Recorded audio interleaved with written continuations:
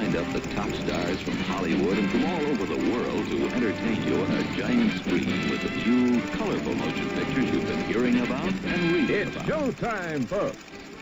Enjoy the show. We're delighted to have you with us. They're driving theater. You'll find something to please you to add to your evening's enjoyment. Is pleased to bring you our feature presentation.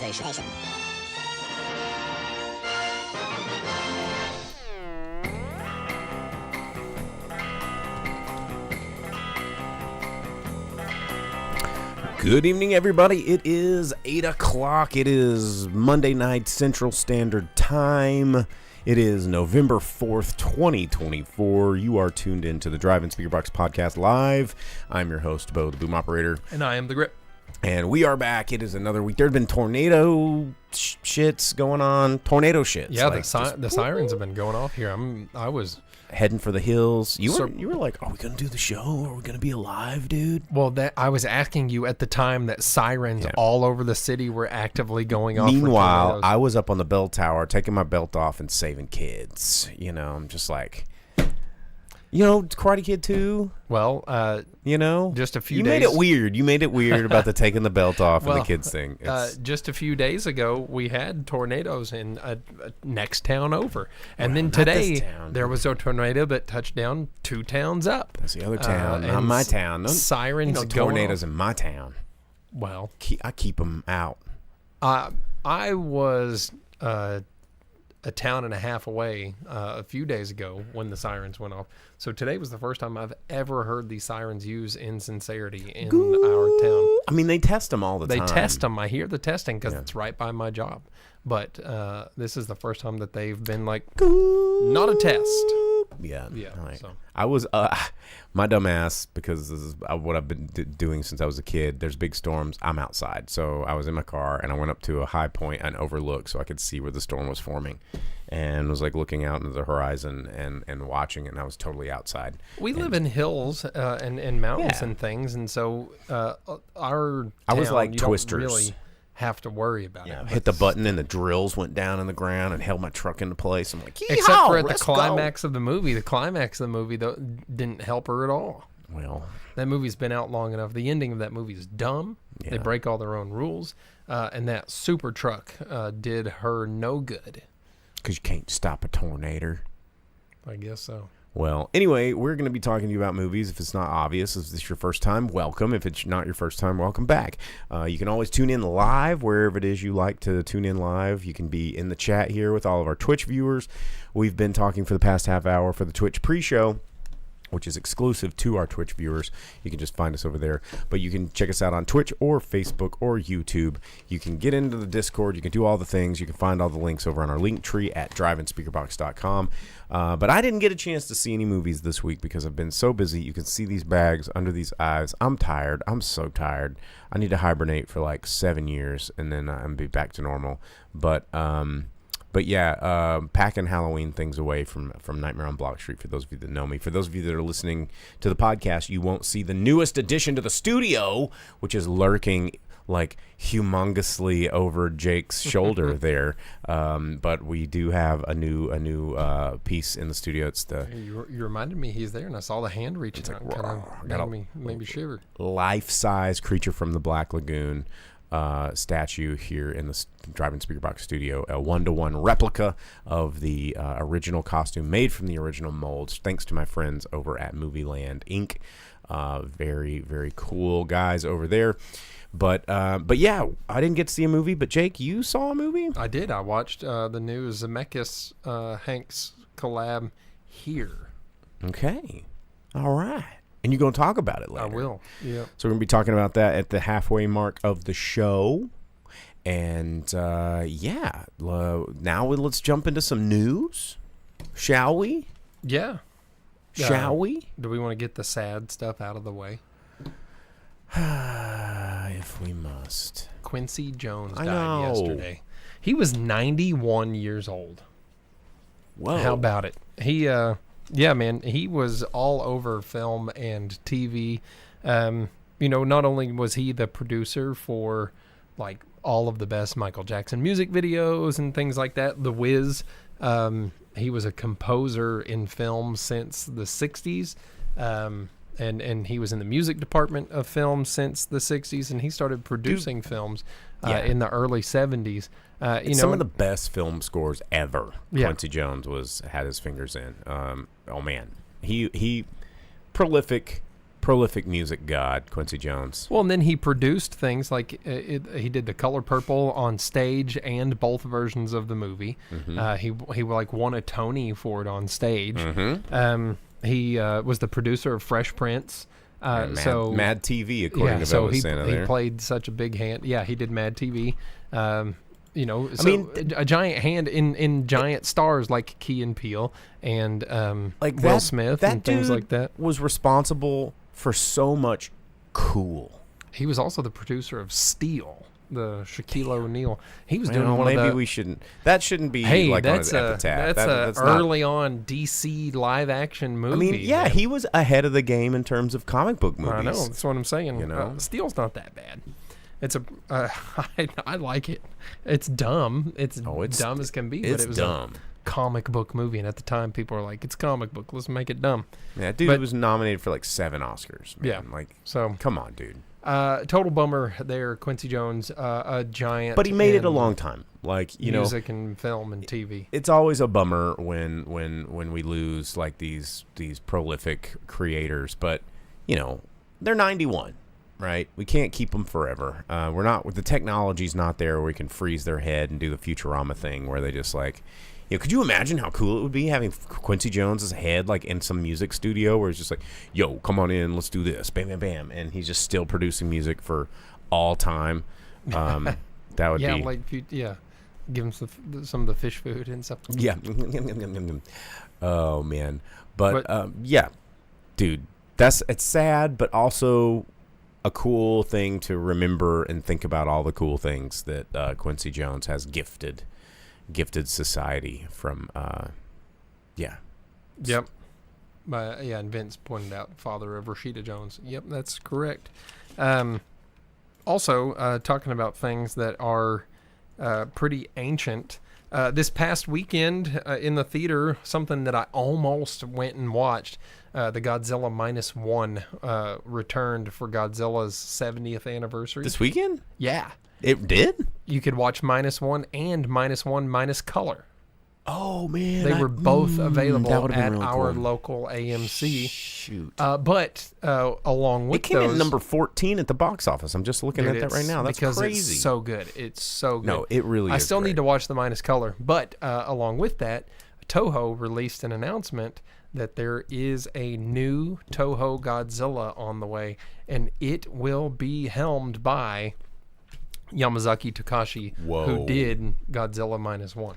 Sign me up, dude. Yeah. I'm ready. So they released that in a tweet, and it said, emergency announcing, and it was playing in the background. So I had Godzilla music, and it said new Godzilla movie from Toho with Yamazaki Takashi in charge. And I mean, he made Godzilla -1 basically by himself and like a small crew on a once their advertising budget and everything, like almost no budget, $13 million or whatever it was. So ridiculous, next to nothing. So yeah, that's super exciting. Also, just continuing on with old things here.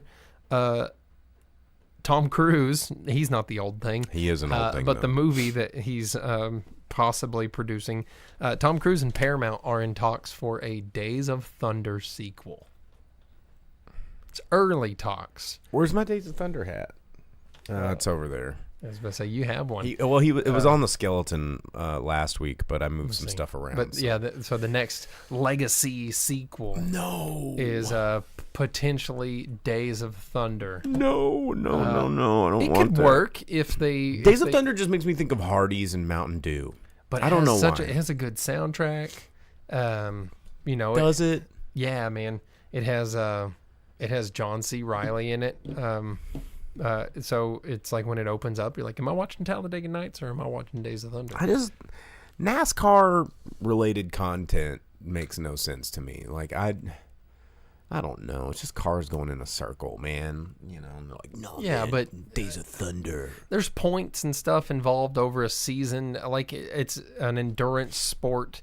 For what? The car? No, the driver. You know, just like, yeah, driving in a circle is so boring. It's like an No, dude, endurance they're in a sport. vehicle that's like, like 100 some odd degrees. I know. They have to do it for hours on end, and you have to be in like pretty extreme physical You shape, do, and you're you do. handling all the G forces of like going around the corners and stuff, and your reaction time has Still to be. boring to watch, though. It is boring to watch a lot of the time. Now, maybe if all of the cars had like ground cameras and you could just choose whichever cam you wanted to watch, like what car's ground cam, then I might watch NASCAR. I think they do have something similar to. Well, I want to be like, I want to watch this car. I want to watch this car. I want to watch this car. They and, like, probably do on switch an around. app because they all have cameras and stuff in them.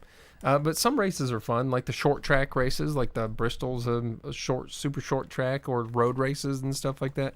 Anyhow, Days of Thunder may happen. They're in early talks with Paramount about doing a sequel. Hey, Well, but speaking of sequel prequels, you know, they're finally moving forward on the Welcome to Derry adaptation. it's a miniseries or TV show, right? Yeah, and it's supposed to be a prequel to the 2-film adaptation of the one that just came out with Bill Skarsgård. But yeah, they're moving forward with this. That's kind of cool. I thought they did a pretty good job with that. So, you know, I'll check it out. Well, okay, yeah. Well, and you know, another thing here. Talking sequels or prequels, or it's in somewhat related quills.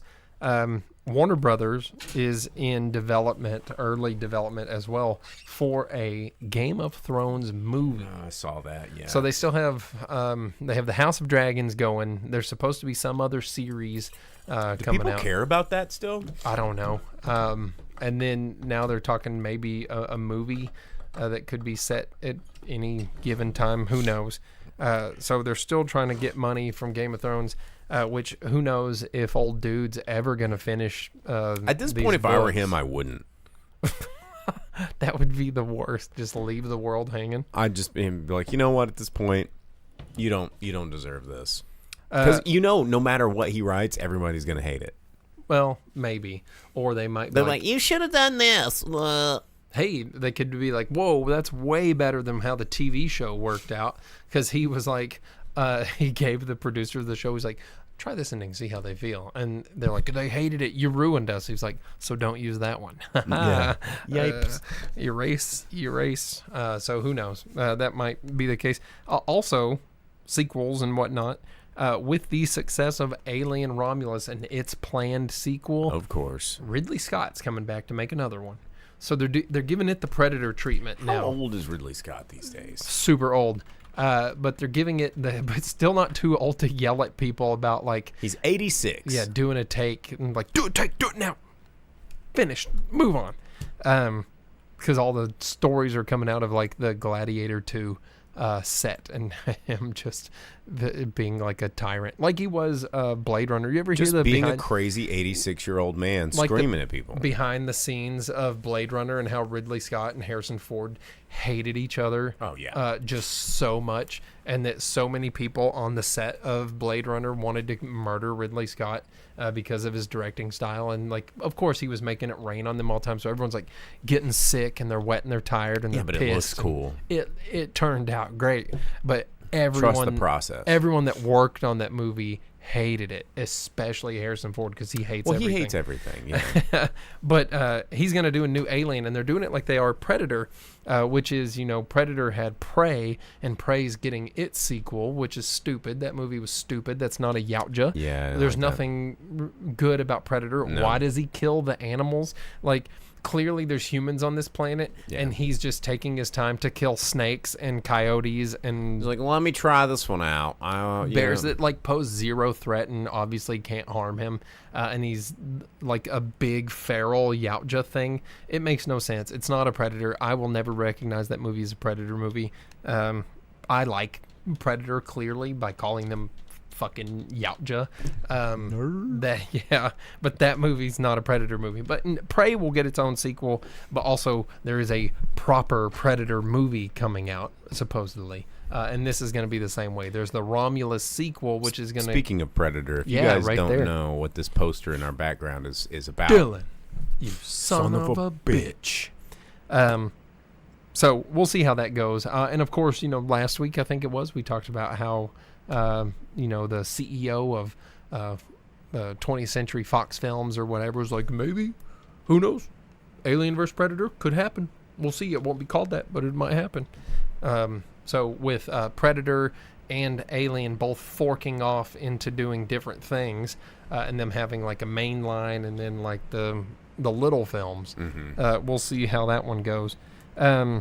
Just a heads up for you guys that are only listening to the audio version of this podcast.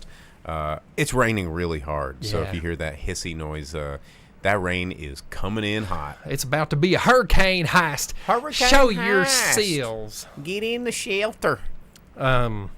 What else we got? I was going to mention that Terrifier 3 set a record You don't for say. the highest grossing unrated film ever, even surpassing the highest grossing NC-17 films. They did not expect that to happen. I mean, a lot of unrated movies never even make it to theaters, but yeah, pretty interesting that this one's doing it.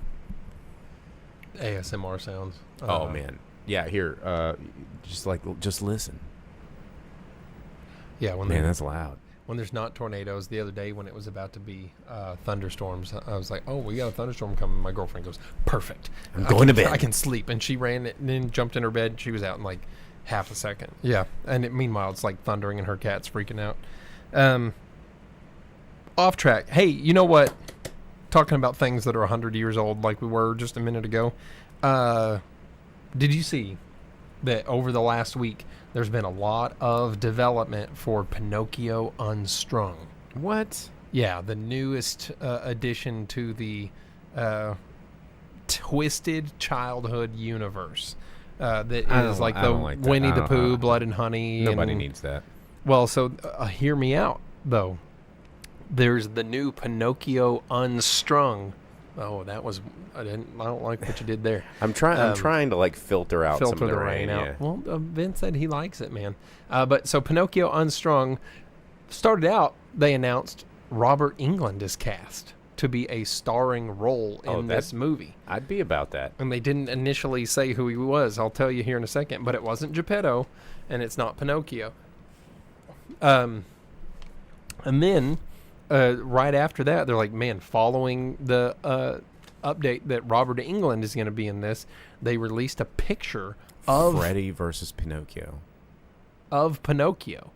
And Pinocchio's like this, like wooden, like boy that looks terrifying. But then they also released a behind the scenes that it's a practical animatronic. Oh, and God. it looks awesome. That sounds like nightmare fuel, but I'm here for it. Yes, it looks super cool. And there's a video of it operating and like moving its mouth and everything, and all the wood grain texture and stuff. Very cool, super rad. It turns out Robert Englund is playing Jiminy Cricket. So that's pretty cool to me. I don't know. It's going to be just him like creepy whispering to Pinocchio. So the story is supposed to follow James, the grandson of Geppetto. So apparently at some point, Geppetto did end up having a family. And maybe it's going to be like Pinocchio's like, I was the son that he had before the family. I'm the real son. I'm a real son. So, looks super rad. It's done by the guy that directed Blood and Honey. So check out the images. Find that video of the animatronic Pinocchio operating. It looks pretty cool. Other things that are live action that probably should not be live action whatsoever. There have been 3 and then another 1. So 4 in total. Lego live action movies announced, and they have used the term live action. So the first 3 that they announced, they haven't said what they're going to be about or anything like that, but they have announced the directing and writing teams. One of them is going to be done by Jake Kasdan. Okay. Yeah. You know, he did Jumanji. He did Walk Hard. He did everybody's favorite. a bunch of dumb movies. One's being done by Patty Jenkins, who did the Wonder Woman movies. Yep. And she is co-writing her movie with Jeff Johns. So Patty Jenkins haven't done Wonder Woman. Jeff Johns being DC, it's probably going to be some Wonder Woman live-action Lego The movie. Legos. Especially because Lego Batman's so popular, they're probably going to have... But how is that how do you live action a Lego? Is it animatronic Legos, or is it like... Stop motion? In the Lego movie, it turns out that that's the Legos having their own world inside of live action. So technically, Lego is the Lego movie is live action because Will Ferrell and everything at the end of it. And then the third movie is being done by Joe Cornish. He's the guy that did Attack on the Block, and he wrote the first Ant-Man movie. So there's those three, and then the fourth movie is the only one that we know what it's going to be. Okay. Ninjago. So there's a live action Ninjago movie. So Well, as Dina says over on Twitch, she drops a interesting fact. It said live action is probably just going to be motion capture with some real humans peppered in. They called the Lion King remake live action. Yeah, and it's CGI. Yeah, I hate that they called it live action when it's just realistic CGI. But maybe it'll just be like the Lego movie with a few more like human scenes in it. Yeah.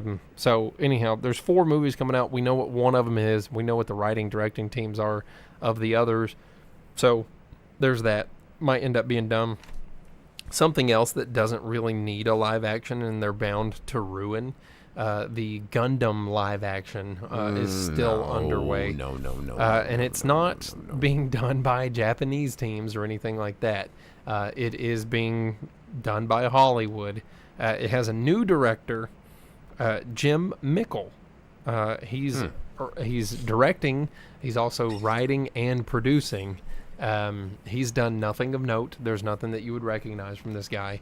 But it's Bandai and Legendary are moving forward with making this live-action Gundam movie. No. Yeah, I know. I don't want it. I feel the same way. And like, what Gundam is it going to be? Is it going to be a unique Gundam, something new that they make? That it's going to be like it's gonna be some old stale ass Gundam. Who's the dude in the newest Mortal Kombat movie? They're like Sonya Blade, Kano, Johnny Cage, and this guy and Cole Young. Yeah, his name is Cole Young. I just remembered it. Stupid. And he's not from the games. He has a generic name. He's just some dumbass. And his power is he can have impenetrable body armor grow out of himself because Cole Young. Super dumb. I totally forgot about that until you just said that. Yeah, he's supposed to have a smaller role in the second movie. Good. Which they released the silhouette of Shao Kahn. Oh, no shit? Yeah, so you Okay. can kind of get an idea of Shao Kahn of this. But, yeah, Gundam live action, new director, still moving forward with that. I got no hope for it. Something else they changed directors on. Cliffhanger 2. I remember us talking about that the So other day. they just had they had a total overhaul of Cliffhanger 2, and it's being filmed right now.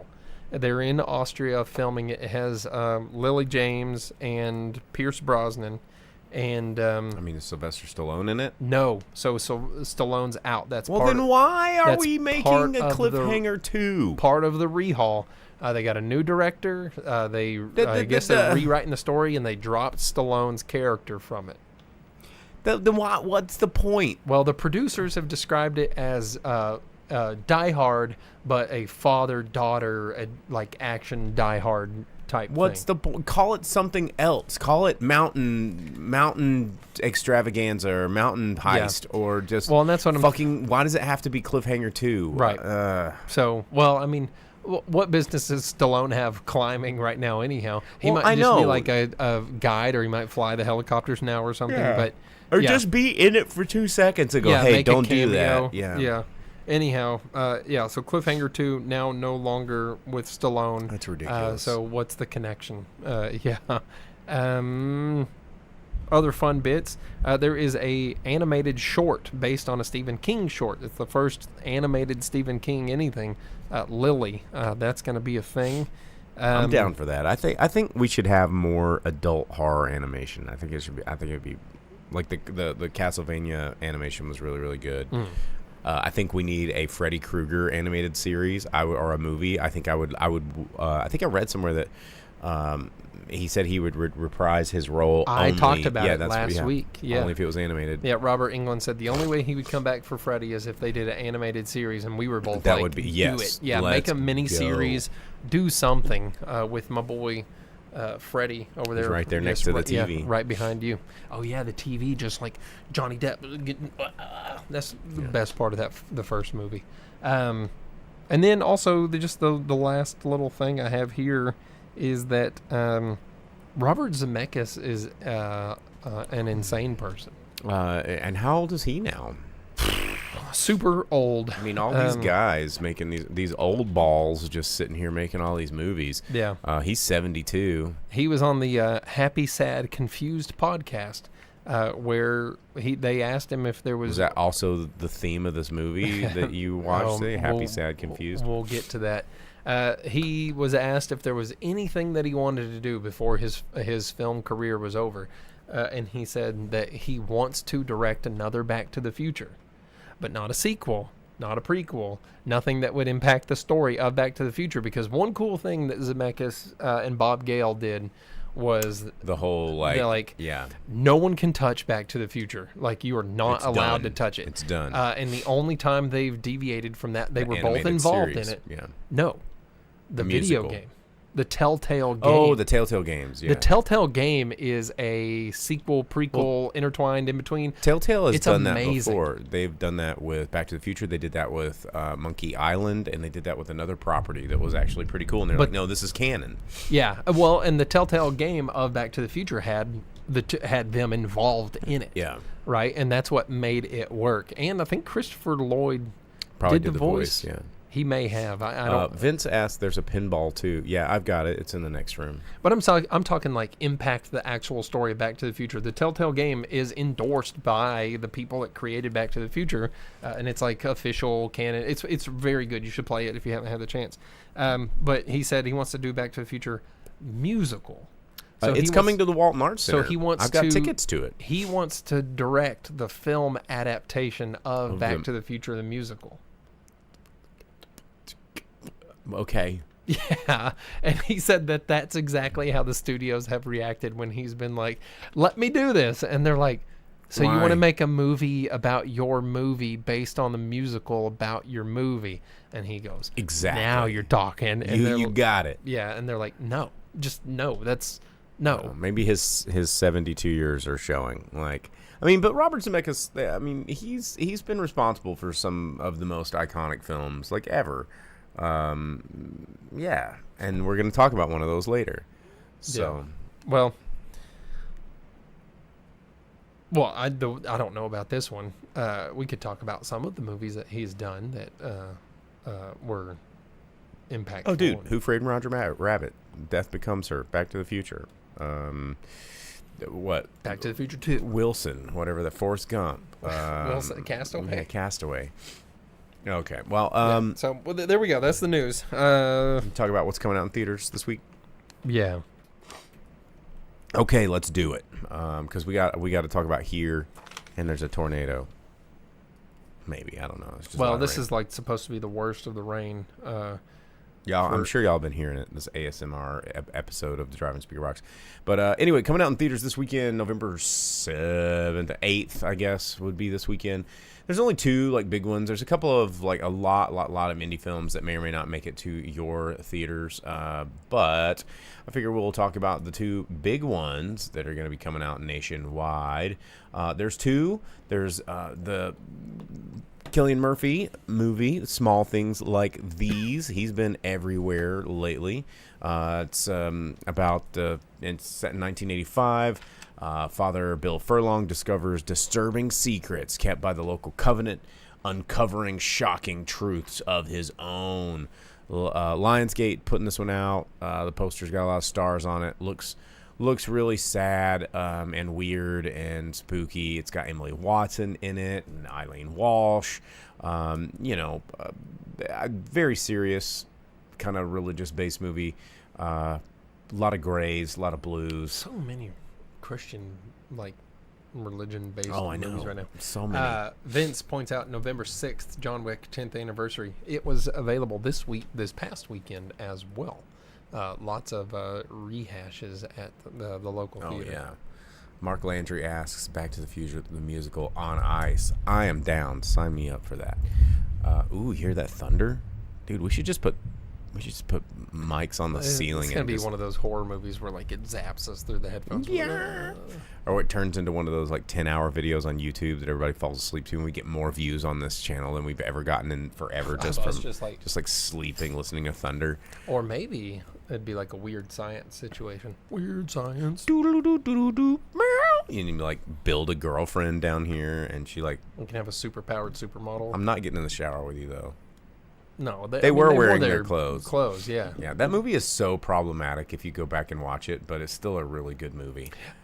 So that's the point of the movie, though, is that they're teenagers and they're attempting to be problematic. Yeah, but then they learn their lessons at the end. She doesn't let them, and the whole thing is she's like, I know this is what you wanted, but in the end, I taught you to be better people and to help yourselves, and now you can grow up and be real. Stop being horny boys men and be men. Not be turd heads like Robert Downey Jr. has been this entire movie. Exactly.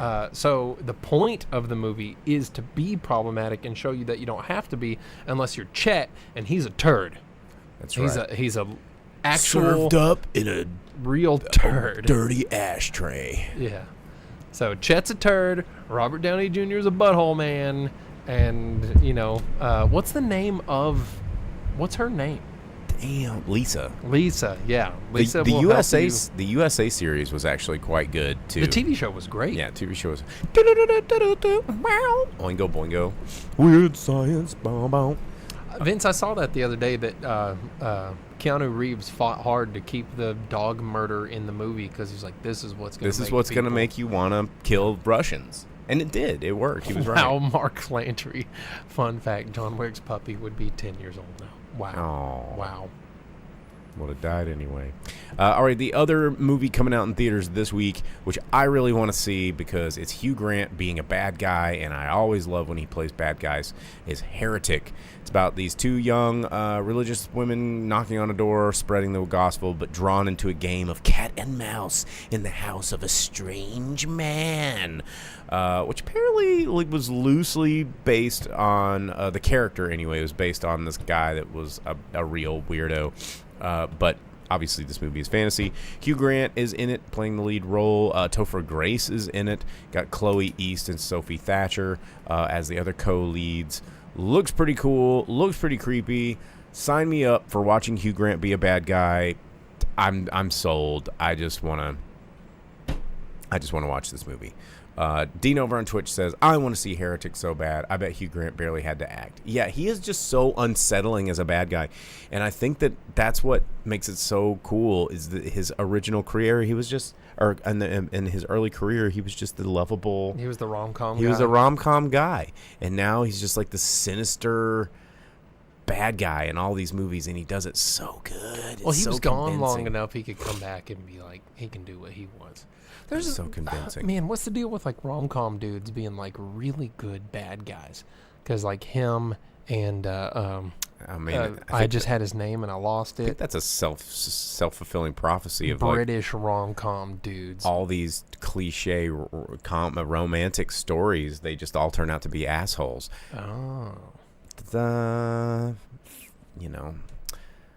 Fiction imitates fact, or whatever how that saying goes. Anyway, I want to see this movie really bad. I'm gonna try and go see it this week because I'm trying to return to some human behavior while I have 9 days left of whatever I'm doing in the next 9 days. I can't even think straight. That's how my brain has just turned to jelly. But that is what's coming out in theaters this week. You can choose to see any of those, or you can just wait for us to talk about it. Whatever you want to do. But with that said, we need to talk about one of the movies that was in theaters this last week. Not a lot of movies came out this last week. No, this last week was a drag. This was literally the only large release movie that did come out last week. Yeah, I was like this close to watching Hit Pig instead too. Ooh. It Damn. looked more fun, honestly. I mean, honestly, it did. But this week, Jake went and saw Here. Yeah. This is the new Robert Zemeckis movie with Tom Hanks and Robin Wright. Tom Hanks and Robin Wright. Yeah, so I went and I watched Here, and what they don't tell you is that Tom Hanks and Robin Wright don't become the focal point of this movie until halfway through it. The real stars of this movie, Or like the cavemen and stuff, right? No. How far does it go back? It goes back 65 million years. Okay. So it goes back to a day that dinosaurs are dying, and it takes place in New England. But the real stars of this movie for the majority of the movie is Paul Bettany. Yes. And then and Paul Kelly, Bettany rules. and Kelly Riley. Yeah, and Paul Bettany plays a butthole man in this. He does a good job at being a butthole man. He does a good job. And so I love Paul Bettany. This movie is it's based on a graphic novel, and I think Zemeckis did the wrong thing here. He did very much like Ang Lee did when he did Hulk, which is it's comic book panels everywhere, and something that looks great on a page or a storyboard is put into film. And while it's unique and it's interesting, it doesn't make for a good movie necessarily. So the whole movie, it ranges from dinosaur eggs being stomped while everything is rapidly trying to escape the asteroid, all the way up to today, 2020, whatever. To AI. And things in between. And the focal points of that being Native Americans walking through a meadow, Revolutionary War times, because the house across the street belonged to the son of Benjamin Franklin. Okay, but this took place in England, right? No, New England. Oh, New England. Okay. So Benjamin Franklin's house across the street, or son's house across the street, the construction of this home, and then the home in the teens, the 40s, the 50s, and up. And today. Yeah. Well, and it jumps in between all of them at all times. There's very infrequently do you have a focus that stays there for more than a few minutes. And even at times then a comic panel comes in and it shows you what was happening in this spot at that point in time, because the whole point of the movie is here. The camera is here and the camera does not move. Mm-hmm. The focal point of that movie has been stationary for 65 million years and counting. And it's not until the very end of the movie that you get to see what's behind the camera and what the house they're in looks like. So it kind of looks like a stage play for a lot of it, right? It is a stage play. It very much feels like a stage play. People enter and exit via, and the room is the stage. The setting never changes, but the time period does. But you see little bits. So like the TV will get put in a box and it remains in the 50s while the outside of it changes and it goes back to the teens. And then it'll swap and the whole room goes into the 40s. And it's constantly changing. And it's these different families that have lived in this house over these different decades, mainly of the past century. And unfortunately, Tom Hanks and Robin Wright's characters are some of the least interesting ones in the bunch. But they're also the biggest celebrities, so they are the main focus, because Paul Bettany's character is a World War II veteran that comes in.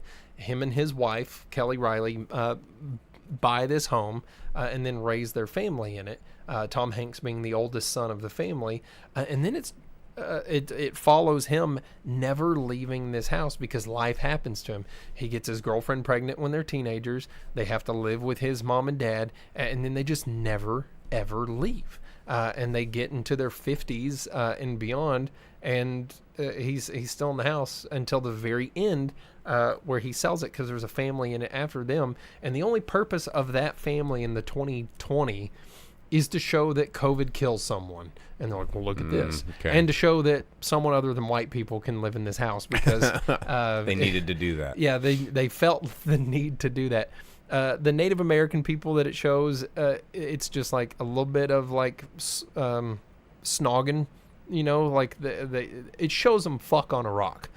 Cool. Yeah, and then it shows them die, and that's the whole part that they play. And then the black family at the end of the movie, or at the end of the timeline, its whole purpose is to say, the world's not safe for us.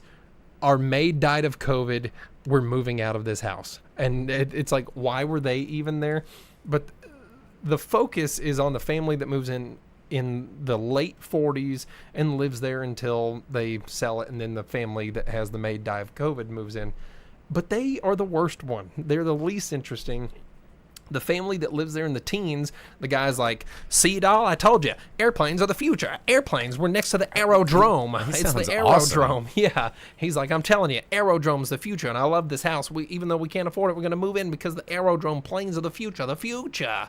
And she's like, whatever you say, honey. And then she's like, I wish you'd knock it off with them planes. And then That sounds like the best part. yeah, no, it's not. There's a better. But then he dies, and everyone's like, wow, open casket. That's bold, because his funeral's in their living room. It's the future. And he goes, he didn't die of a plane. He died of the influenza, they say. And he's like, oh, gosh. And then you're like, oh, wow, this is in 1918. But then the best family is the one that lives there in like the 30s and 40s, which is this guy and his wife having the time of their life. Their house is amazing and it's full of all this stuff. And he invents the Lazy Boy recliner. Oh, hell yeah. And he's just like, yeah, that's it. I'm going to call it the Relaxy Boy. It twists and it kicks up and now it lays back. And his wife's like, hell yeah, honey. And then you get no resolution to their story, which is the biggest bummer because they're the only Relaxy Boy. interesting people in the entire thing. It shows them have fun, do their sex, and have just the time of their lives and become rich, and then it just dumps them. And then it's like, hey, here's Tom Hanks and Robin Wright. Remember And Forrest then here's Gump? Tom Hanks and Robin Wright with terrible CGI de-aging and sometimes aging when they put their face right into the camera. I don't like that. Oh man, no one likes any of it. And then it just becomes a bummer fest. Every time they're on screen, it's like, this is the part of life that sucks, which is like, oh, got my teenage girlfriend pregnant. Guess we'll have to live with mom and dad. Oh, my dad is slowly becoming a drunk. That sucks. Oh, my mom had a stroke and is now paralyzed and having the worst time of her life. This is awful. And, oh, we're getting a divorce because we've never left this house because I quit my dreams. And they both are like, well, both of our dreams are up in flames and everything sucks. Good thing we live in this New England mansion. It's awful. It's... Well, Night Owlishly on Twitch asks a really important a question. So, is there aliens? No, it doesn't go that far in the future. But it's a very... What'd you say earlier? The happy, sad, confused. You get a little bit of happy when you have the 30s and 40s couple. You get a lot of sad with the Tom Hanks and Robin Wright character. And you get a bunch of confused through the whole movie because it's never... Even though the camera is stagnant and stationary, the timeline isn't, and it's constantly jumping. You see Ben Franklin, you see dinosaurs die, you see Native Americans do sex, you see people in the future be like, I'm getting the hell out of this house because our maid died. You see There's all a this, movie but it's making me think of. It jumps in between of all of them, but without ever moving the camera. And it's not like Cloud Atlas or something. There's some movie that this is making me think of, and I cannot, for the life of me, pull it out of my brain because my brain is jello. But yeah, what is it? Vince says, "Don't spoil it." There's nothing in the movie to spoil. It jumps throughout the timeline. Vince on Twitch, how many people were in my theater? There was yeah. one other person. There was a single, and this was at 7:30 show. It was at prime time. There was one other person in the theater. There was me and my girlfriend, one other person in the theater. It's unique. I applaud Zemeckis for trying something. Tom Hanks and Robin Wright just really don't hit in this movie very well. Paul Bettany is great. Kelly Riley does not get enough focus in this movie because when she is on screen, she's in her character. But unfortunately, since the camera stays in one place, people are oftentimes at the far end of the room or walking in and out, and you don't see them. And it never changes its focus. Everything either comes to or walks away from it. But it's a little confusing. It's definitely a movie that you have to sit there and think, and mainly it's just a way to reflect on your life and see that they're reflecting your lack of accomplishments, and it just bums you out. And I don't think it's something that a lot of people are going to feel like they need to have in their movie collection. Yeah. It's not one of Zemeckis movies where you're like, One of those that just makes you feel. yeah. It's a bummer movie, and it kind of just leaves you being like, because the main characters were the least interesting ones that it showed I hate out that. of all of them. So That is a bummer. it's out there. You can watch it. You might enjoy it. It is very much a stage play, but without any heart to it. Outside of the Tom Hanks' parents' characters, the Paul Bettany, and then the couple in the 40s, they were the only ones that had any life to them. Everyone else was sad and bummed and drunk and having the worst time of their lives, and those are the only people that lived in that house. Ew. So yeah, it's a movie. It's a unique idea based on a comic, and it's out there. Oh, what was but the- oh, not jeez, what was the other one? not the most enjoyable movie I've ever been to. Hang on, there's another movie I'm trying to think of. The Hugh Jackman movie. What was it? Night Ashley says, I frequently enjoy movies more if I know what happens. I'm kind of the same way. Spoilers don't really happen.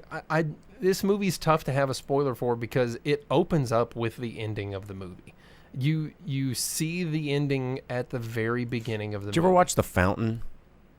No, it was super boring for the parts of it that I did try to watch, and I know a lot of people didn't like it. I liked it. I flipped through the 2-foot tall graphic novel. You ever see the graphic novel of that? Yeah. It's like, It's huge. yeah, it's like just a super big art book. But yeah, The Fountain, that's the movie I kept thinking about because he just keeps progressing Time. through time, and Yeah. then like he's But yeah. but there's no steady point in time. The only steady point is the camera, which is here, right? And everything else is all being shown at like the same time. And like I said, you'll often get 2, sometimes even 3 different times occurring at once, and it's just Well, and that's kind of how The Fountain was. It was like you had all these different timelines, and they wouldn't be on the same screen, but it would jump in between like 1500 AD to 2000 AD. these are to on the like, same screen, and it's done by comic frames. So it'll frame something, and then it'll hold it steady, and things around it will change. And sometimes it'll be like a picture in picture in picture in picture, and like different things are all changing along the screen. The opening of the movie is very disorienting because it's just constantly opening these new frames, and then it'll open stuff around it, and then they'll fade, and it just keeps doing it. It's kind of discombobulating. There's nothing to spoil in it. You know what's going to happen. The people are going to age out. They're going to move out. They're going to do whatever, and it changes. But you see the ending first, and it flips around between all the different things. And there's very loose themes that don't come until well over halfway into the movie, and you're like, oh, I see why it's showing me this point in time versus this point in time. Where at the beginning, there's no relation as to why it's time hopping the way that it is. Interesting. Yeah. Okay, well, it's in theaters right now. If you want to check it out, you can. It probably won't be in theaters for very long, but Yeah, Movie Albert says it'll be gone from the theater next week. It's not doing too hot, I don't think. And I've seen that a lot of people, like my girlfriend went, she could not stop talking about how much she disliked this movie. It's not great. I don't hate it. I'm okay that I watched it, but it's not anything that I'm gonna ever want to like put on Netflix or buy the DVD. Or if someone's like, it's on TV, I'm not gonna leave it on that channel. I'll probably change the channel to find something better to watch. But it's probably worth at least one watching, just so that you can see that movies can be made different ways. Well, all right. Well, speaking of other movies, let's jump into the last segment of the show tonight. It's the box office roundup. Jake's going to give you the top 10 in the U.S. It's what we do at the end of every show. Top 10 movies in America, domestic numbers here. We're going to drop some worldwide on a few of them, but not a lot of new movies in theaters this weekend. There was some very limited release that got some top 10 love because there just wasn't anything else out at the theater. So, let's just go ahead and start. Would you I want to mention? touch on number 14 just real quick. Oh, the Godzilla minus one? Godzilla minus one. And I don't know if those numbers combine minus one and minus color. I think, yeah. But it made $510,000, putting it in the number 14 spot. So good for it. Yeah. That brought its total theatrical run of 50 weeks up to $57 million. Wow, dude, that movie's been in the theater for a year. Yeah. That's awesome. Made $116 million worldwide. Was it really this time last year that we were talking about that movie? I think so, yeah. How about it? Super cool. Proud of that. And then, so going to the top 10, Beetlejuice dropping from the number 7 spot, $2 million, but it's made $292 million, and it's 2.5 months. Now that Halloween's over, I think it's gonna, and now it's on streaming. It's gonna be out of the theaters. It has another 156.5 worldwide. I mean, it's made $450 million. I have some friends that currently live in Japan, and at their house in Japan, they dressed up as Beetlejuice from the first movie, Beetlejuice, Lydia, characters like that, them and their daughters. And they had other people that were there as the Maitlands and stuff like that. It's popular the world over. So, but then things I'm very excited about right here at number 9, the movie that I really wanted to watch, but good luck talking girlfriends into that. Singham Again. This is the Hindi version of Singham. It made $2.1 million. Putting it in the top 10 spot, and then just above it, another Hindi movie, and the big horror movie. Now that Halloween's over, Bhool Bhulaiyaa 3. I think one of those came out last year, maybe. The Bhool Bhulaiyaa 2 was released not too long ago, but it brought in $2.25 million. For that one, I'm putting it in the number 8 spot. So we have 2 Hindi movies in the top 10. That doesn't happen often. At the theater, as I was walking by those, I couldn't help but stop and look through the little, like the windows like this big, the little and just be window. excited, have a big smile on my face. And other people, as I was leaving here, multiple people were like stopping because they were like, what's this music and what's going on in these movies? And I watched several people look through the windows of those 2 films. Singham Again looked amazing. I really want to watch that one. And at number 7, Terrifier 3, $3.2 million. 4 weeks out, it's brought in $50.5 million. Another 13 across the globe, bringing it up to 63.5. On what'd they say it was $2 million. Something was tiny. its budget. It was something super tiny. My God. Yeah, that's awesome. Super cool for Terrifier 3. Even though I heard it's just groin mutilation. So That's it worked. Deadpool did it, for and Disney Deadpool. Disney made that. So who cares? And then at number 6, We Live in Time. $3.5 million brought in by that one in its 4th week, bringing it up to 17.7 at the movie theaters so far. A lot of people have been talking about it. I mean, A24. Everybody's like, oh, A24, it must be good. I've not heard anything bad about it. Actually, everything I've read, everyone's like, oh, it's pretty good. Andrew Garfield and Florence Pugh are killing it in this movie. Andrew Garfield's a really good actor. He is. And then at number 5, Here, brought in $5 million. So 5 for 5. We just talked about it.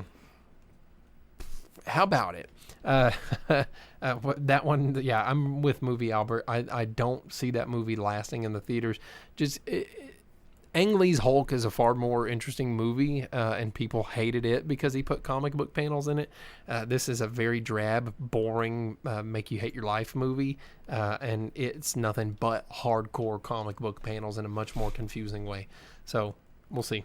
And then at number 4, holding the number 4 spot, Conclave, $5.3 million in its 2nd week, 15.2 so far for old Priest Voldemort. So we shall not speak of his name. That's what I was saying earlier. It's like all these different movies set in convents and That's because it's the creepiest priesthoods. place. It's the creepiest place that still exists. I guess so. And then number 3, Smile 2, 6.8 million brought in by that one. Just under 53 million so far. Another 57 across Dude, the world. horror movies, for man. 110 Horror million movies make that bucks. money. Yeah. And then at number 2, climbing back from the number 3 spot, trading spots with Smile, The Wild Robot, $7.5 million. It's brought in 121.5 in its 6 weeks, another 150 across the globe. So $270 million for the saddest movie ever made, besides Old Yeller. And then holding the number 1 spot, because nothing new in English came out worth watching, Venom: The Last Dance, $26.1 million. Geez, that's the whole rest of the top 10 put together almost. And then And Sony's like, oh man, this wasn't good. yeah, it's a totes flop. Second week out, it's brought in $90 million. I did read that, But the it's international market is destroying $227 million across the world in its elsewhere. second weekend. Yeah. So $317 million. I did see that it passed several other Marvel movies. Yeah, for 2024, it was like the number 2 grossing comic book movie of the year or whatever. Now that's a thing. That's a category. Is like the comic book movie of the year, because we have to have like more than one every. Oh, geez. Yeah. We live in a time. So there you go. There's movies out there to watch. Wow.